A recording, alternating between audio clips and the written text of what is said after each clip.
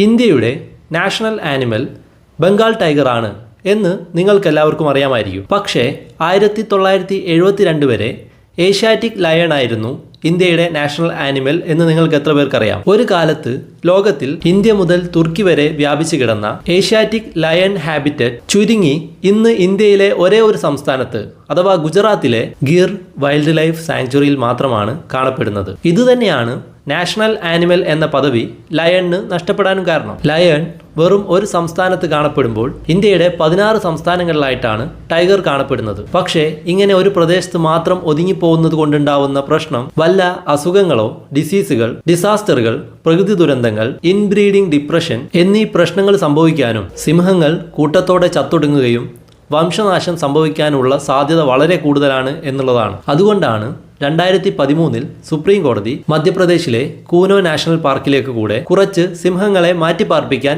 ആവശ്യപ്പെട്ടിട്ടുള്ളത്. പക്ഷേ ഇത്രയും കാലമായിട്ട് ആ വിധി നടപ്പിലാക്കപ്പെട്ടിട്ടില്ല. ഇപ്പോൾ ഗവൺമെന്റ് ആഫ്രിക്കൻ ചീറ്റയെ കൂനോ നാഷണൽ പാർക്കിലേക്ക് കൊണ്ടുവന്ന് പുതിയ പരീക്ഷണത്തിന് തുടക്കമിട്ടതുകൊണ്ട് തന്നെ അവിടേക്ക് ലയണിനെ കൂടെ കൊണ്ടുവരാനുള്ള സാധ്യത മങ്ങിയിരിക്കുകയാണ്. പകരം ഗവൺമെന്റ് ഇപ്പോൾ ഗുജറാത്തിലെ തന്നെ ബന്ദ്ര വൈൽഡ് ലൈഫ് സാങ്ച്വറിയിലേക്ക് ലയണിനെ മാറ്റുന്നതിനെ പറ്റിയാണ് ആലോചിക്കുന്നത്. പക്ഷേ ഗിർ വൈൽഡ് ലൈഫ് സാങ്ച്വറിക്ക് അടുത്താണ് എന്നുള്ളത് കൊണ്ട് തന്നെ ബർദ വൈൽഡ് ലൈഫ് സാങ്ച്വറിയിലേക്ക് മാറ്റുന്നത് കൊണ്ട് വലിയ ഗുണമുണ്ടാവില്ല എന്നാണ് എക്സ്പേർട്സ് കരുതുന്നത്. 1972 തന്നെ ടൈഗറിനെ സംരക്ഷിക്കാൻ പ്രൊജക്ട് ടൈഗർ എന്ന പ്ലാൻ കൊണ്ടുവന്നിട്ടുണ്ടെങ്കിലും ഗവൺമെന്റ് പ്രൊജക്ട് ലയൺ കൊണ്ടുവരുന്നത് 2020 മാത്രമാണ്. ഈ രണ്ട് മൃഗങ്ങളും IUCNന്റെ എൻഡേഞ്ചേർഡ് പട്ടികയിൽ പെടുന്നവയാണ്, അഥവാ വംശനാശ ഭീഷണി നേരിടുന്നവയാണ്. പ്രൊജക്ട് ടൈഗറിന്റെ പ്രവർത്തനങ്ങൾ നിരീക്ഷിക്കാൻ വേണ്ടി വൈൽഡ് ലൈഫ് പ്രൊട്ടക്ഷൻ ആക്ടിന്റെ കീഴിൽ നാഷണൽ ടൈഗർ കൺസർവേഷൻ അതോറിറ്റി സ്ഥാപിച്ചിട്ടുണ്ട്. കൂടാതെ 58 ടൈഗർ റിസർവ്സുകൾ അഥവാ